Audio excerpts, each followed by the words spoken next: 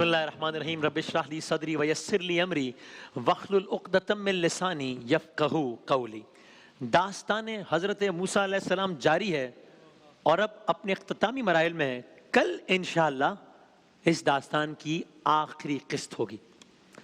اب تک کا خلاصہ آپ سب کے ذہن میں ہے کہ وہ کیا ہے کہ کس طریقے سے بنی اسرائیل آباد ہو گئے تھے، فرعون برباد ہو گیا تھا، موسیٰ علیہ السلام وہاں پر موجود تھے اور پھر اللہ تعالیٰ نے موسیٰ علیہ السلام کو کوہ طور پر طلب کیا۔ میں پچھلی جو ایپیسوڈز ہیں ان کا خلاصہ ریپیٹ کرنے کے بجائے صرف قرآن کی ایک آیت کا ترجمہ ریپیٹ کر دیتا ہوں تاکہ یہ بھی اندازہ ہو کہ واقعہ کس تفصیل کے ساتھ وہ ریکیپ بھی ہوگا اور یہ اندازہ بھی ہمیں کہ یہ واقعہ کس تفصیل کے ساتھ کتنی ڈیٹیلز کے ساتھ قرآن مجید میں بتایا گیا ہے۔ سورہ اعراف کی آیت ہے، بسم اللہ الرحمن الرحیم، وَوَاعَدْنَا مُوسَىٰ 30 لَيْلَةً وَأَتْمَمْنَاهَا بِعَشْرٍ فَتَمَّ مِيقَاتَ رَبِّهِ 40 لَيْلَةً وَقَالَ مُوسَىٰ لِأَخِيهِ هَارُونَ اخْلُفْنِي فِي قَوْمِي وَأَصْلِحْ وَلَا تَتَّبِعُوا سَبِيلَ الْمُفْسِدِينَ۔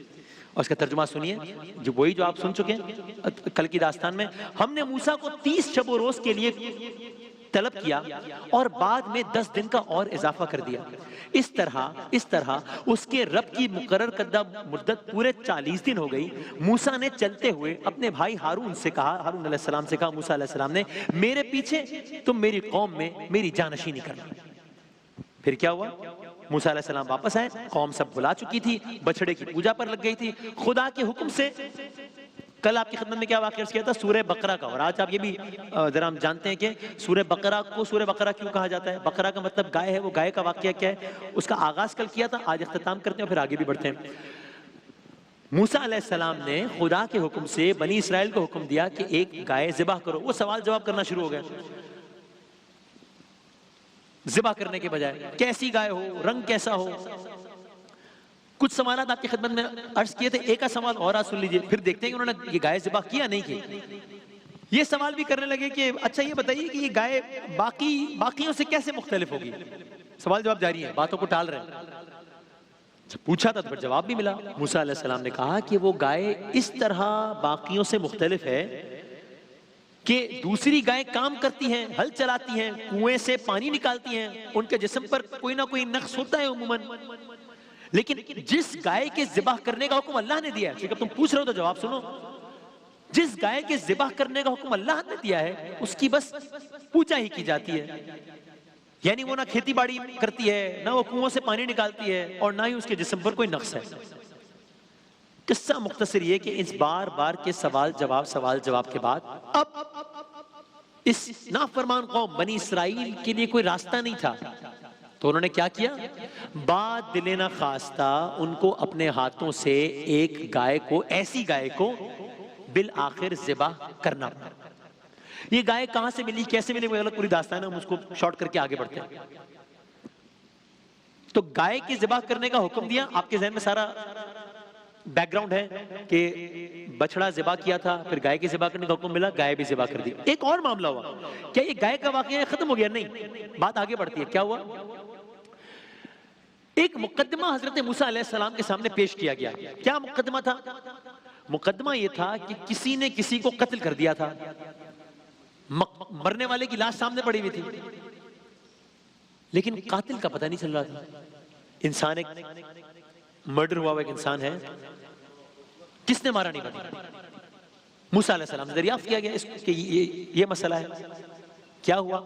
اللہ تعالیٰ نے موسیٰ علیہ السلام کو حکم دیا کہ اے موسیٰ، ابھی جس گائے کو بنی اسرائیل نے ذبح کیا ہے، جس کی بھی ساری داستان سنی ہم نے، ابھی جس گائے کو بنی اسرائیل نے ذبح کیا ہے، آپ یوں کیجئے، اس گائے کے گوشت کا ایک ٹکڑا لیجئے، اس گائے کے گوشت کا ایک ٹکڑا لیجئے، اور یہ جو مقتول ہے جس کو ابھی قتل کر دیا گیا ہے، اس کے جسم پر اس ٹکڑے سے ضرب لگائیے۔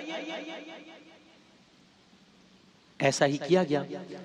تو گویا سب دیکھ رہے ہوں گے، ایک منظر ہوگا، بنی اسرائیل کی فرمائشیں جاری ہیں، موسیٰ علیہ السلام کی ان کو ہدایات جاری ہیں، اللہ تعالیٰ کی ان پر نوازشات جاری ہیں۔ ایسے میں انہوں نے اللہ کر کے کتنی مشکلوں سے ایک گائے ذبح کیا، آپ نے دیکھا۔ اس کے بعد یہ واقعہ ہوا ایک شخص کے قتل کا، موسیٰ علیہ السلام کے پاس آئے، موسیٰ علیہ السلام کو یہ حکم ہوا کہ آپ یہ جو گائے ذبح ہوئی ہے، اس گائے کو اس مقتول سے مس کر دیجئے، ضرب لگائیے۔ سب دیکھ رہے ہیں، یہاں مقتول ہے، یہ گائے ذبح ہوئی ہے، اس کے گوشت کا ٹکڑا لیا گیا، مقتول کے جسم سے لگایا گیا، اس ٹکڑے سے ضرب کا لگنا تھا کہ وہ مقتول زندہ ہو گیا۔ اللہ اکبر. اور اس مقتول وہ صرف زندہ نہیں ہوا، اس مقتول نے زندہ ہو کر بتایا کہ میرا قاتل یہ شخص ہے. مقتول نے دیکھ رہے بنی اسرائیل، یہ سب ان کی آنکھوں کے سامنے ہو رہا ہے. وہی بنی اسرائیل جن کی آنکھوں کے سامنے کل فرعون غرق ہوا تھا، وہی بنی اسرائیل جن کی آنکھوں کے سامنے کل مصر میں خون کا عذاب آیا تھا، وہی بنی اسرائیل جن کی آنکھوں کے سامنے کل مصر میں بارش کا عذاب آیا تھا، اور سارے عذاب آپ کی خدمت درج کیے. اب یہ بھی دیکھ رہے ہیں بنی اسرائیل کہ موسیٰ علیہ السلام ذبح ہوئی گائے کے گوشت کا ایک ٹکڑا لیتے ہیں اور مقتول کے جسم سے مس کرتے ہیں. مقتول زندہ ہوتا ہے اور بتاتا ہے کہ میرا قاتل یہ ہے. کچھ روایات میں کہ اس کا اپنا کوئی رشتہ دار تھا قاتل. تو اب بنی اسرائیل نے یہ معجزہ بھی دیکھ لیا، کیونکہ ان میں سے کچھ لوگ یہ کہہ رہے تھے دیکھو گائے ذبح کر دی ہے، بڑی مقدس چیز، آفت آ جائے گی، عذاب آ جائے گا. بنی اسرائیل نے یہ معجزہ بھی دیکھ لیا کہ گائے کے ذبح کرنے پر نہ صرف یہ کہ ان پر کوئی آفت نہیں آئی، بلکہ اللہ نے اس گائے کے ایک ٹکڑے سے یہ معجزہ بھی دکھا دیا کہ کس طرح وہ مرنے کے بعد بھی دوبارہ زندہ کرنے پر قادر ہے. داستان آگے بڑھتی ہے. اللہ تعالیٰ کے حکم سے موسیٰ علیہ السلام جو کہ اب توریت کے احکامات لے کر آ گئے کوہ طور سے، اللہ تعالیٰ کے حکم سے موسیٰ علیہ السلام نے عبادت کی غرض سے ایک عظیم الشان خیمہ بستی یا عظیم الشان خیمہ اجتماع یعنی بنی اسرائیل کے پڑاؤ کے بیچوں بیچ تیار کروایا. کیونکہ آپ جانتے ہیں نا وہ باقاعدہ کسی شہر یا کسی ملک میں تو سیٹل نہیں تھا نا، ایک پڑاؤ تھا. تو وہاں ایک عظیم الشان خیمہ تیار کرایا کہ یہاں عبادت ہوگی. اب اس عبادت گاہ کی ہر چیز کی تفصیل اللہ تعالیٰ نے توریت میں نازل فرمائی کہ کیا کیا. اب یہ وہ دور تھا جب بنی اسرائیل کا اس انداز سے اللہ سے حضرت موسیٰ علیہ السلام کے ذریعے یہ رابطہ رہتا تھا. ایک مرتبہ بنی اسرائیل کے کچھ لوگوں نے موسیٰ علیہ السلام سے ایک عجیب و غریب فرمائش کی. اب آپ دیکھیے یہ وہ بنی اسرائیل ہیں جن کے سامنے کیا کچھ نہیں ہو چکا. ابھی کی بات ہے کہ یہ مردہ زندہ ہوا سارا کچھ، لیکن ان کی فرمائشیں، ان کی شکایات ختم نہیں ہو رہی. بنی اسرائیل کے کچھ لوگوں نے موسیٰ علیہ السلام سے ایک عجیب و غریب فرمائش کی. کیا فرمائش کی؟ حیران کن اس لیے کہ وہ تو سب کچھ دیکھ رہے تھے نا اپنی آنکھوں سے. they were living it. ایک عجیب و غریب فرمائش کہنے لگے موسیٰ علیہ السلام ہم نے بڑی بڑی نشانیاں دیکھی اور صرف آپ کے کہنے پر ہم نے اس بات کو تسلیم کر لیا کہ نشانیاں نازل کرنے والا اللہ ہے. یہ تو آپ نے کہا تو ہم نے مان لیا. اور ہم فرعون کی طرح ہم نے انہیں جادو بھی قرار نہیں دیا. فرعون تو کہتا تھا کہ سب جادو ہے، ہم نے تو یہ نہیں کہا. پھر بھی ہمارے دل میں ایک شک ہے. پھر بھی دل میں شک ہے. کیا شک ہے؟ ہمارے دل میں شک ہے کہ یہ نشانیاں اللہ ہی نے نازل کی ہیں یا ان کے پیچھے کوئی اور ہے.